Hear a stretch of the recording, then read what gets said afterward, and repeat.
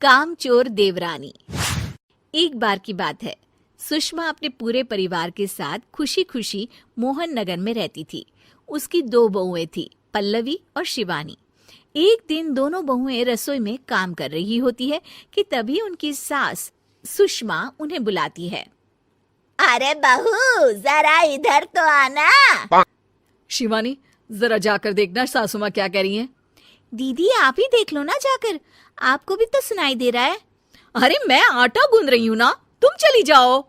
हाँ तो मैं भी तो सब्जी काट रही हूँ ना दीदी। अरे बहू जल्दी आओ। ओफो, ये तो जाएगी नहीं। मैं ही जाकर देखती हूँ कि क्या करना है। पल्लवी सुषमा के कमरे में जाती है। जी मम्मी जी, क्या हुआ? शाम को घर पर कुछ मेहमान आने वाले हैं, तो तुम अच्छा सा खाना बना लेना बहू। ठीक है मम्मी जी, आप बता दीजिए क्या क्या बनाना है और कितने लोग आ रहे हैं। सुनील की मौसी जी और उनका पूरा परिवार आ रहा है। कुल मिलाकर 3 लोग और हमें मिलाकर हुए 9 लोग। तो अभी से ही तैयारी करना शुरू कर दो। और हाँ, घर की सफाई भी कर देना, हाँ अच्छे से। जी मम्मी जी, सब काम हो जाएगा, आप चिंता मत कीजिए। पल्लवी शिवानी को घर में मेहमान आने वाले हैं इसके बारे में बताती है। क्या 9 लोगों का खाना बनाना होगा, घर की सफाई करनी है? बाप रे, सासू माँ ने तो हमें घर की नौकरानी ही समझ कर रखा है। ऐसा नहीं बोलते शिवानी, हम इस घर की बहू हैं और घर के काम करना हमारा फर्ज है।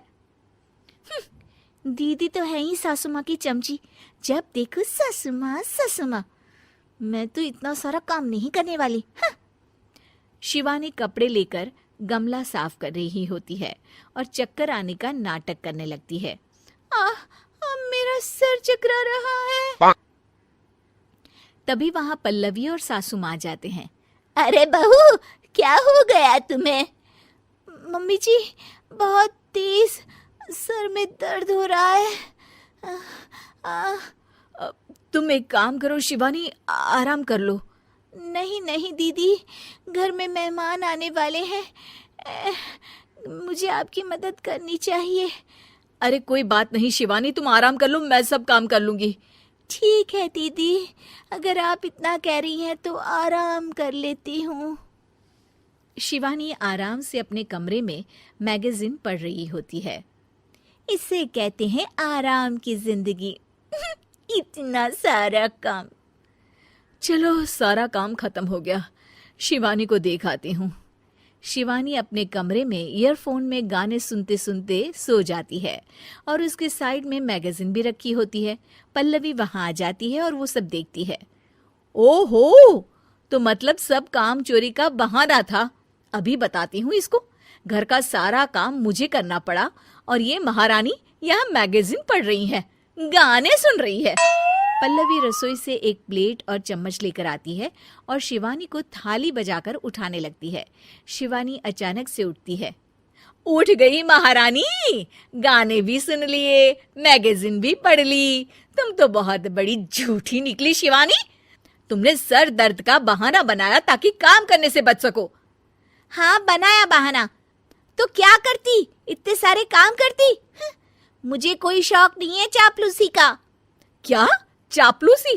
तुम्हें लगता है कि मैं सारे काम चापलूसी के लिए कर रही हूँ? और नहीं तो क्या। तभी वहां सासू माँ आ जाती हैं। अरे बहू, वो लोग बस आने ही वाले हैं, तुम तैयारियां कर लो। जी सासू माँ, तुझे तो मैं बाद में देखती हूँ। सब खाना खाने बैठते हैं और खाना शुरू करते हैं। तभी सुनील की मौसी बोलती है। वाह भाई वाह, खाना तो बहुत ही अच्छा बना है सुषमा जी, एक एक चीज में क्या स्वाद है। ये सुनकर शिवानी मुंह बना लेती है। उसे अपनी जेठानी की इतनी तारीफ रास नहीं आती। आपकी बहुएं तो बहुत ही अच्छा खाना बनाती हैं। हाँ बनाती तो दोनों ही अच्छा है, पर आज ना ये सारा खाना बड़ी बहू ने बनाया है। छोटी बहू की तबीयत ठीक नहीं थी, सो इसलिए। मानना पड़ेगा सुषमा जी, आपकी बड़ी बहू तो बहुत ही गुणवान है। पल्लवी की तारीफ सुनकर शिवानी को जलन होती है। पल्लवी ये सुनकर खुश हो जाती है और शिवानी की तरफ देखकर उसे चिढ़ाती है। कुछ देर बाद मेहमानों के जाने का वक्त हो जाता है। मौसी जी सबके लिए उपहार लाई होती है। वो सबको शगुन के पैसे देती हैं और अंत में पल्लवी के पास आती है।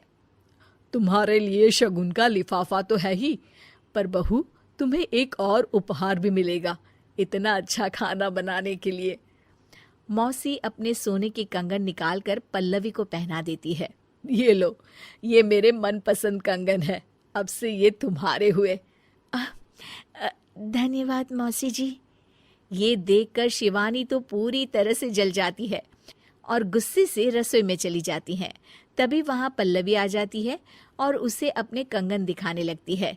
देवरानी जी, अब आपका सर दर्द ठीक तो है ना? मुझे लगता है कि अब सर दर्द शुरू हो गया होगा आपका।